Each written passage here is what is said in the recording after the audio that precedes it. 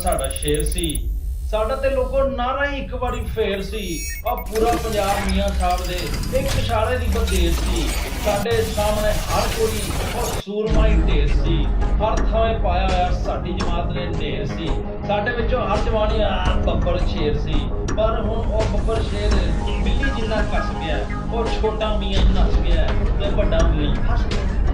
ਉਹ ਬੇਟੀਆਂ ਵਿੱਚ ਜਾ ਕੇ ਮੁਲਾਜ਼ਮਾਂ ਨੂੰ ਕੁੱਟੀਏ, ਮਾੜੇ ਨੂੰ ਜਾ ਕੇ ਭਾਵੇਂ 20 ਲਾਸ਼ਾਂ ਸੁੱਟੀਏ ਤੇ ਟੀਟੀਆਂ ਤੇ ਹੁੰਡੀਆਂ ਵਿੱਚੋਂ ਮਾਲ ਸਾਰਾ ਲੁੱਟੀਏ, ਆਪਣੇ ਘਰ ਦੇ ਜੱਜ ਲਾ ਕੇ ਕੇਸਾਂ ਵਿੱਚੋਂ ਛੁੱਟੀਏ। ਹੁਣ ਬਸ ਰਹਿ ਗਿਆ ਯਾਦਾਂ ਦਾ ਹੀ ਉਹ ਵਸ ਗਿਆ।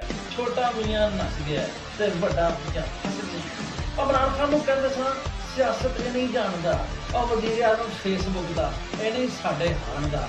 ਇਹਨੂੰ ਬਸ ਪਤਾ ਹੈ ਕ੍ਰਿਕਟ ਟੀਮ ਦੇ ਚਲਾਉਣ ਦਾ। ਉਹ ਸ਼ੇਰਵਾਨੀ ਦਾ ਇੱਕ ਬਟਨ ਵੀ ਨਹੀਂ ਦੇਣਾ ਅਸੀਂ ਪਾਣ ਦਾ।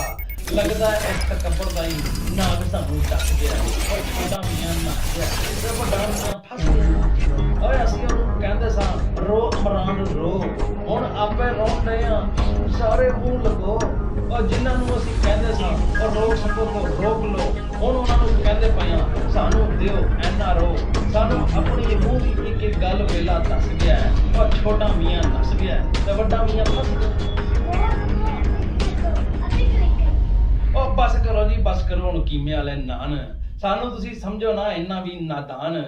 ਘਰ-ਬਾਰ ਇਲਾਜ ਤੁਹਾਡੇ ਇੰਗਲੈਂਡ ਤੇ ਹਕੂਮਤ ਪਾਕਿਸਤਾਨ। ਅਸੀਂ ਇੱਥੇ ਜੀਣਾ ਮਰਨਾ ਇਹ ਸਾਡਾ ਜਹਾਨ। ਤੁਹਾਡੇ ਝੂਠੇ ਨਾਰਿਆਂ ਵਿੱਚੋਂ ਉਹ ਮੁੱਕ ਸਾਰਾ ਰਸ ਗਿਆ। ਛੋਟਾ ਮੀਆਂ ਨੱਸ ਗਿਆ ਤੇ ਵੱਡਾ ਮੀਆਂ ਫਸ ਗਿਆ। ਔਰ ਤੁਸੀਂ ਸਾਰਾ ਲੁੱਟ ਲਿਆ ਸਾਡਾ ਸਿਆਸੀ ਜਨੂਨ ਤੇ ਹੋਵਾਂਗੇ ਹੁਣ ਅਸੀਂ ਤੁਹਾਡੇ ਬਹੁਤ ਮਮਨੂਨ। ਲੈਣ ਦਿਓ ਹੁਣ ਥੋੜਾ ਸਾਨੂੰ ਇੱਥੇ ਸਕੂਨ। ਮੁਸਲਿਮ ਲੀਗ ਲੰਡਨ ਹੈ ਮੀਮ ਨੂਨ, ਇਨਾ ਲਿਲਾਹਿ व इन्ना इलैहि राजिऊन।